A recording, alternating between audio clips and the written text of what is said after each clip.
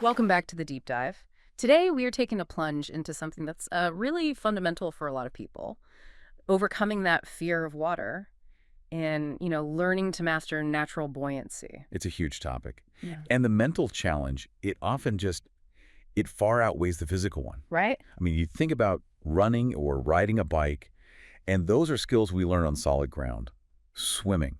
Yeah. It's a completely different world. It demands new coordination, total breath control, and just a ton of patience. And for anyone who didn't get those basics down as a kid, that mental wall can feel, well, insurmountable. It really can. Which is why this deep dive is so focused. The sources we've gathered from coaches, safety experts, adult swim programs, they're all aimed at the absolute beginner, any age. Exactly. We're looking at a three-step physical plan, but it's built on 5 really crucial mindset shifts. If you can change how you think about the water, the physical part gets so much easier. So that's the promise today. Confidence in the water isn't some genetic gift, it's a skill. And we think anyone can learn to swim with this progression. Let's start with those psychological barriers. Okay, so when a beginner panics, it's almost always because of what we can call the tension loop. The tension loop. Yeah. Fear creates tension in your muscles. That tension, it reduces your buoyancy, which makes you start to sink. And the sinking, of course, just confirms the original fear. And the loop gets tighter. The loop gets tighter. So we have to break that cycle. And that starts with 5 key mental tools. And the first one feels like the biggest hurdle for us land animals, the horizontal position. It's the most unnatural feeling. We spend our entire lives vertical. The second we lie down flat in the water, our brain just screams, danger, you're falling. And what does that reflex do? 2 things. You lift your head to look for safety, and you tighten your core. Both of those actions will sink you instantly. So the mental reframing here is key. The sources say you should embrace this first point. Think of the water not as some, hazard, but like you're lying down on a soft bed. Exactly. Supported. Safe. Weightless. You shift the feeling from losing control to accepting support. And that support is only there if you accept key number 2, which is relaxation is everything. It is. Water wants to hold you up, but tense muscles fight it. When you're rigid, you're denser, and you sink. You have to actively let your body go loose. Which brings us to a slightly counterintuitive idea for someone who's nervous. Key number 3 is to skip the flotation gear.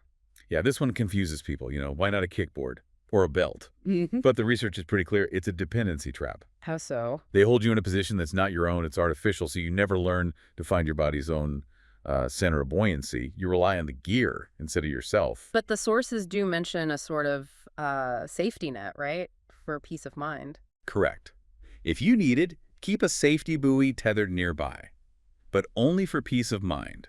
The goal is internal mastery, not external reliance. Okay, which leads directly to key number 4, the control mechanism. Remember to breathe. This is the absolute most critical rule, because it directly fights that panic loop. And the rule is simple. Do not hold your breath. Why not? I feel like that's the first instinct. It is, but when you hold your breath, you tense up, it increases the pressure in your chest, and it makes you want to pop up kind of awkwardly, which usually leads to a gasp when you surface. So the alternative is?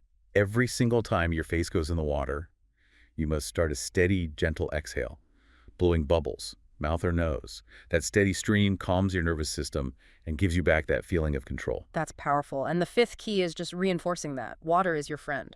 It really is. It supports you more than you think. You just have to trust it. Okay, so once your mind is set, we can move into the physical steps. Starting small. Step 1. Getting comfortable in shallow water. Yep. All about fear management.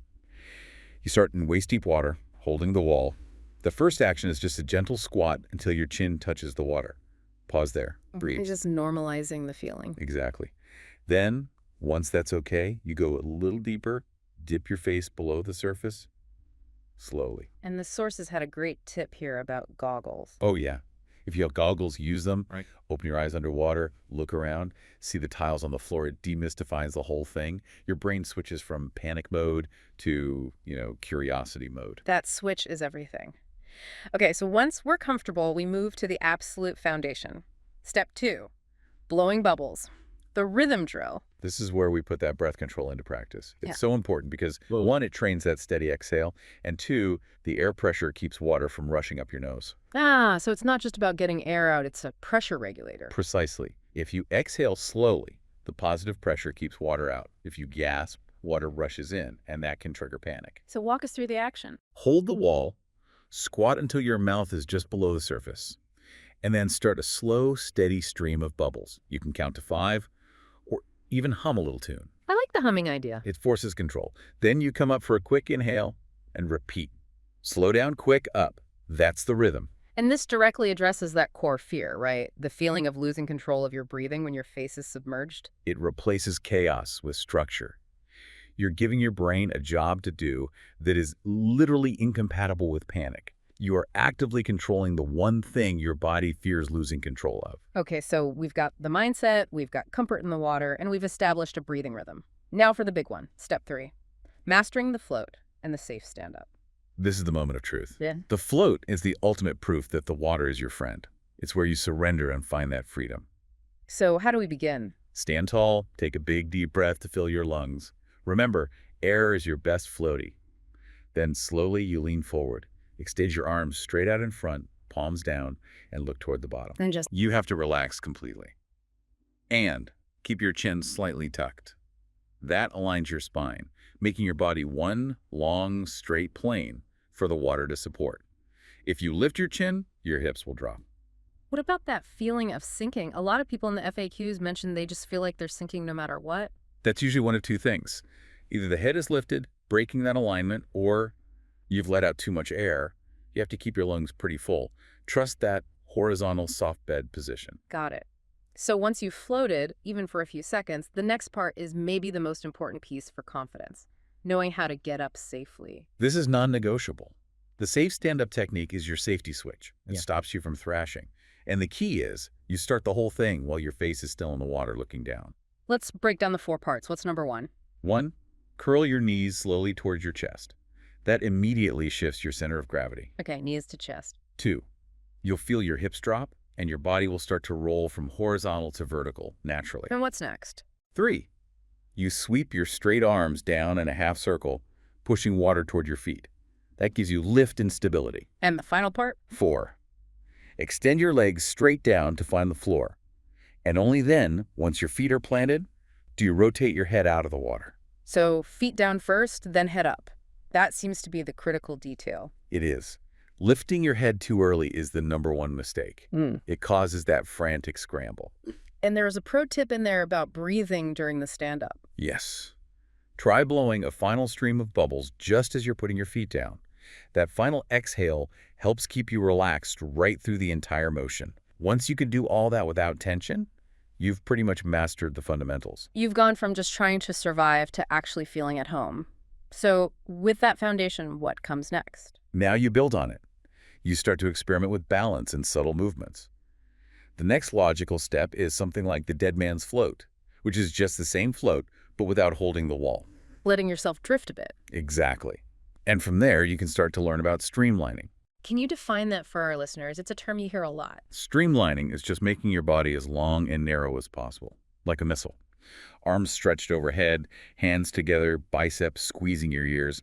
When you push off the wall like that, you feel how far the water can carry you with almost no effort. That's a huge leap from just staying afloat to thinking about efficiency. It's a natural progression once the fear is gone. And what about the dreaded water up the nose problem? Yes, it happens. The best way is to keep blowing those bubbles. That pressure is your natural nose clip. But if you're still struggling, there is zero shame in using a small nose plug while you master the breathing. Comfort is confidence. This is such a clear roadmap. To recap, we started with the 5 mindset shifts. Embrace the horizontal, relax, skip the gear, breathe out, and trust the water. And then the 3 physical steps. Get comfortable in the shallow end, learn the bubble rhythm, and then master the float and that crucial 4-part safe stand-up. If you can follow that, the water really does transform. It stops being an enemy and becomes, well, a teacher. It does. And, the source is really stressed that true water confidence, it isn't about strength. It's about a willingness to relinquish control and trust a natural force. And that made me think about something beyond the pool. What's your final provocation for us? Well, think about this. What other areas of your life require you to let go of that tight sense of control and instead, trust a natural force, like momentum in a project or vulnerability in a relationship? in order to truly succeed. It's often in that surrender that the real progress happens. Exactly. A great thought to mull over. Thank you for walking us through this. It's been incredibly helpful. My pleasure. Now go take a breath and make some bubbles.